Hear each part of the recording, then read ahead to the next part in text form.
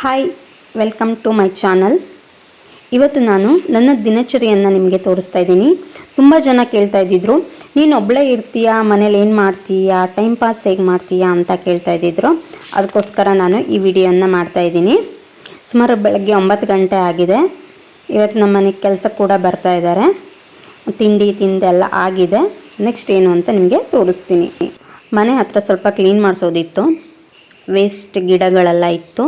So ಅದನ್ನು clean ಮಾಡಲಿಕ್ಕೆ ಅಂತ ಕೆಲಸಕ್ಕೆ ಬಂದಿದ್ಲು.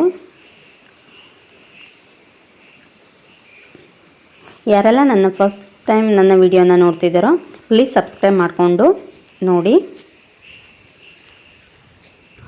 ಫುಲ್ ಜೀಡಾಗಿದೆ, ಅದನ್ನು ಕ್ಲೀನ್ ಮಾಡ್ತಾ ಇದ್ದಾಳೆ ಇವಳು. ಇಲ್ಲಿ ನಾನು ಕೆಲಸದವರಿಗೆ ನಮ್ಮ ಸೈಡು ಬೆಳಗ್ಗೆ ತಿಂಡಿಯನ್ನು ಕೊಡ್ತಾರೆ. ತಿಂಡಿಗೆ ನಾನು ದೋಸೆಯನ್ನು ಮಾಡಿದ್ದೆ, ಅದನ್ನು ಬಾಳೆ ಎಲೆ ಮೇಲೆ ಹಾಕಿ ಕೊಡ್ತಾಯಿದ್ದೀನಿ. ಮತ್ತು ಟೀಯನ್ನು ಮಾಡಿ ಕೊಡ್ತಾಯಿದ್ದೀನಿ.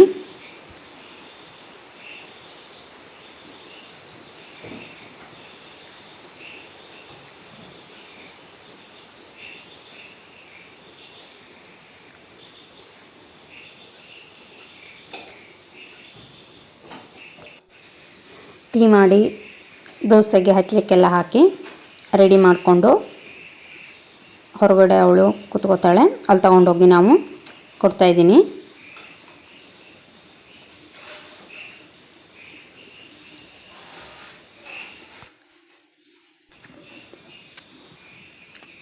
ನೋಡಿ ಎಷ್ಟೊಂದು ಸೀರೆಯನ್ನು ನಾನು ತರಿಸ್ಕೊಂಡಿದ್ದೀನಿ ಅಂತ.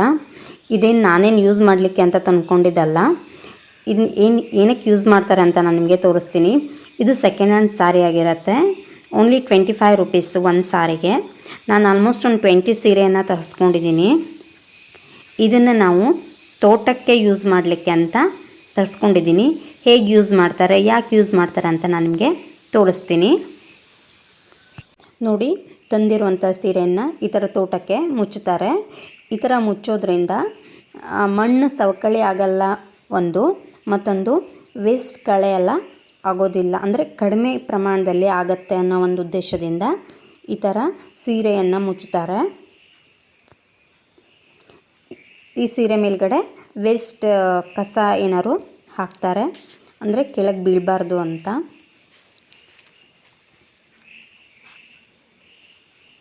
ನೋಡಿ, ನಮ್ಮ ಮನೆಯಲ್ಲೆಲ್ಲ ಫುಲ್ಲು ಆ ಥರನೇ ಮಾಡಿದ್ದಾರೆ. ಕೆಲಸಕ್ಕೆ ಬಂದವಳು ಈ ಥರ ಮುಚ್ಚಿದ್ದೀವಿ. ಇದು ನಮ್ಮನೆ ತೋಟ.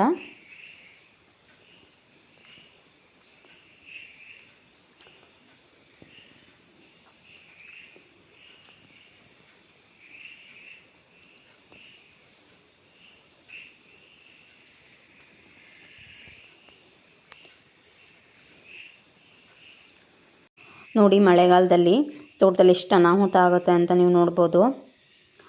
ಮಳೆ ಇಲ್ಲ, ಗಾಳಿ ಇಲ್ಲ, ಇದ್ದಕ್ಕಿದ್ದಂಗೆ ನೋಡಿ ಎಷ್ಟು ಚೆನ್ನಾಗಿರೋ ಅಡಿಕೆ ಮರ ಮುರಿದು ಬಿದ್ದಿದೆ ಅಂತ.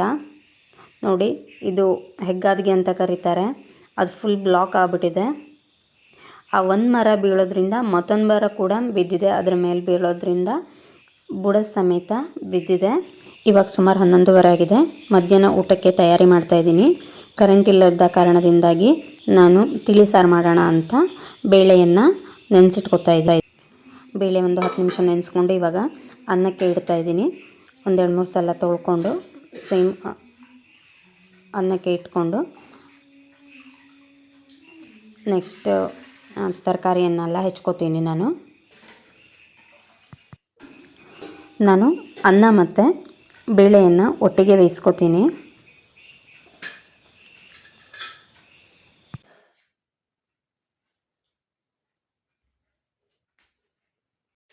ಕುಕ್ಕರ್ ವಿಸಿಲ್ ಹೊಡೆಯೋದ್ರೊಳಗೆ ನಾನು ಈರುಳ್ಳಿಯನ್ನು ಕಟ್ ಮಾಡ್ಕೊತಾ ಇದ್ದೀನಿ.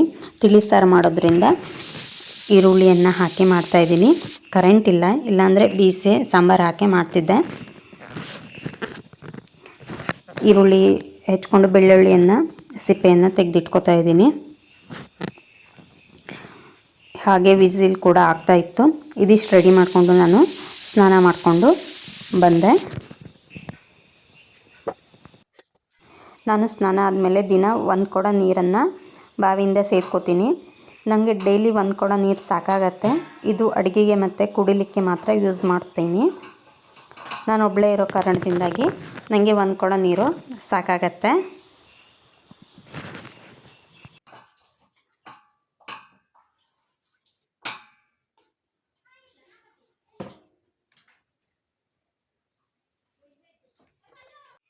ಇವಾಗ ಮಧ್ಯಾಹ್ನ ಊಟ ಎಲ್ಲ ಆಗಿ ಕುತ್ಕೊಂಡಿದ್ದೀನಿ. ಏನಾದ್ರು ಸ್ನ್ಯಾಕ್ಸ್ ತಿನ್ನಬೇಕು ಅಂತ ಅನ್ನಿಸ್ತಾ ಇತ್ತು. ಸೊ ಪೂರಿ ಮಾಡೋಣ ಅಂತ ಪೂರಿ ಮಾಡ್ತಾಯಿದ್ದೀನಿ. ನಾನು ಪೂರಿ ಮಾಡಲಿಕ್ಕೆ ಚಿರೋಟಿ ರವೆಯನ್ನು ತೊಗೊಂಡಿದ್ದೀನಿ. ಇದಕ್ಕೆ ನೀರು ಹಾಕಿ ಒಂದು 10 ನಿಮಿಷ ನೆನೆಸಿಟ್ಕೊಂಡು ಮಾಡ್ತೀನಿ. ಇವಾಗ ನೀರು ಹಾಕಿ ಇಟ್ಟಿದ್ದೀನಿ, 10 ನಿಮಿಷ ಬಿಡ್ತೀನಿ. ನಾನು ಹಿಟ್ಟೆಲ್ಲ ಕಳಿಸ್ಕೊಂಡು ಈ ಥರ ದೊಡ್ಡಕ್ಕೆ ಒರೆದಿಟ್ಕೋತೀನಿ. ಫಸ್ಟೇ ಒರೆದಿಟ್ಕೋತೀನಿ. ಆಮೇಲೆ ಒಂದು ಲೋಟ ತೊಗೋತೀನಿ. ಕಟ್ ಮಾಡೋದು ಇದೆ, ನಂಗೆ ಅಷ್ಟು ಕಂಫರ್ಟ್ ಆಗಲ್ಲ, ಅದಕ್ಕೋಸ್ಕರ ಲೋಟದ ತುದಿಯಿಂದ ನಾನು ಈ ಥರ ಕಟ್ ಮಾಡ್ಕೋತೀನಿ. ಕಟ್ ಮಾಡಿ ಬೇಯಿಸ್ಕೊತಾ ಇದ್ದೀನಿ. ಚಿರೋಟಿ ರವೆ ನೆನೆಸ್ಕೊಂಡು ಹಾಕೋದ್ರಿಂದ ತುಂಬ ಚೆನ್ನಾಗಿ ಆಗುತ್ತೆ, ತುಂಬ ಗರಮ್ ಆಗುತ್ತೆ. ವಾರಗಟ್ಟಲೆ ಇಟ್ಟರು ಏನೂ ಆಗಲ್ಲ. ಪೂರಿ ತುಂಬ ಚೆನ್ನಾಗಿ ಆಗಿತ್ತು. ನಾನು ಸ್ವಲ್ಪ ಎಣ್ಣೆಯಲ್ಲೇ ಕರಿತೀನಿ, ಮತ್ತು ಅದನ್ನು ಮತ್ತೆ ಯೂಸ್ ಮಾಡಬಾರ್ದು ಅಂತ ಸ್ವಲ್ಪ ಎಣ್ಣೆ ಹಾಕ್ಕೊಂಡೆ ಕರ್ಕೋತೀನಿ. ಪೂರಿ ಜೊತೆಗೆ ಕಷಾಯ ಒಳ್ಳೆ ಟೇಸ್ಟಿಯಾಗಿತ್ತು. ನನಗೆ ಏನಾದರೂ ತಿನ್ನಬೇಕಾದ್ರೆ ಒಂದು ಜೊತೆಗೆ ಯಾರಾದರೂ ಇರಬೇಕು ಮಾತಾಡಲಿಕ್ಕೆ, ಇಲ್ಲಾಂದರೆ ಬುಕ್ಸ್ ಓದ್ತಾ ಇರ್ತೀನಿ ನಾನು ಇದು ಜುಗಾರಿ ಕ್ರಾಸ್ ಅಂತ ಒಂದು ಬುಕ್ಕನ್ನು ಓದ್ತಾ ಇದ್ದೀನಿ. ಈ ಕಾದಂಬರಿಯನ್ನು ಪೂರ್ಣಚಂದ್ರ ತೇಜಸ್ವಿ ಅವರು ಬರೆದಿರುವಂಥದ್ದು. ತುಂಬ ಚೆನ್ನಾಗಿದೆ. ಅದನ್ನು ಓದ್ತಾ ತಿಂದೆ. ಈಗ ಸುಮಾರು 6:30 ಆಗಿದೆ.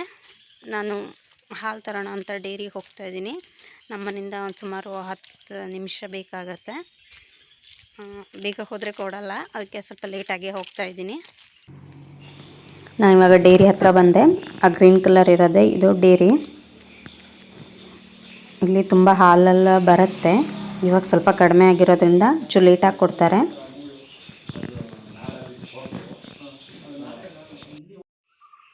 ಹಾಲು ತೊಗೊಬಂದೆ ನಾನು ಡೈರಿ ಹೋಗಿ. ಈಗ ಸುಮಾರು 7 ಗಂಟೆ ಆಯಿತು. ಇನ್ನು ಇದನ್ನು ಕಾಸಿ ಗೀಸೆಲ್ಲ ಮಾಡಬೇಕು. ಹೋಪ್ ಈ ವಿಡಿಯೋ ನಿಮಗೆ ಇಷ್ಟ ಆಗಿದೆ ಅಂತ ಅನ್ಕೋತೀನಿ. ಇಷ್ಟ ಆಗಿದ್ದರೆ ಲೈಕ್, ಕಾಮೆಂಟ್, ಶೇರ್ ಮಾಡಿ. Thank you.